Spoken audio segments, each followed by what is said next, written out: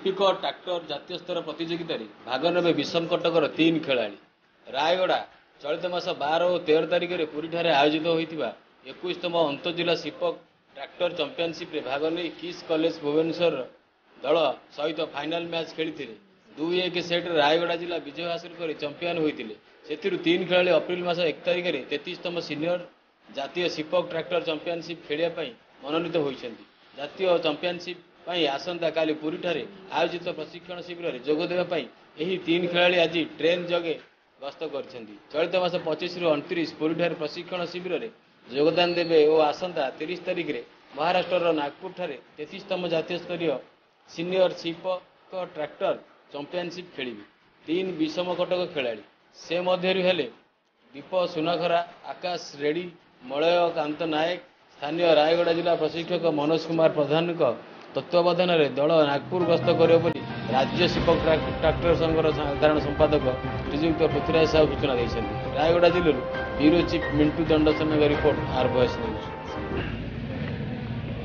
जातीय स्तर सिपक tractor championship Bharat वर्षर Nagpur Maharashtra Nagpur ठारे हम 33तम जातीय सिपक ट्रैक्टर चैंपियनशिप सेटा 1 तारिख एप्रिल 1 रु एप्रिल 5 पर्यंत हम से परिप्रेक्षी में आम ओडिशा राज्य आम राज्य टीम तादेह प्रतिनिधित्व कर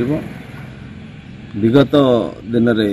कालकाटा होता ओडिशा तादेह बहुत भल प्रदर्शन करथिला। राज्य संपादक श्री पृथ्वीराज साहू तांकरी सहयोग आमर 21तम राज्य स्तरीय एम्पर जिला प्रतियोगिता आयोजन होता सिपक ट्रैक्टर पुरी ठारे सेठारे आमर रायगड़ा दल भाग नहीं आउे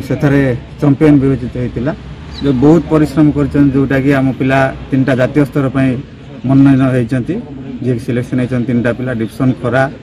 आकाश रेड्डी मलयकांत नायक आमर 3टा पिला सिलेक्शन होती जातीय स्तर पर जोटा कि आयोजित हम एप्रिल 1 रु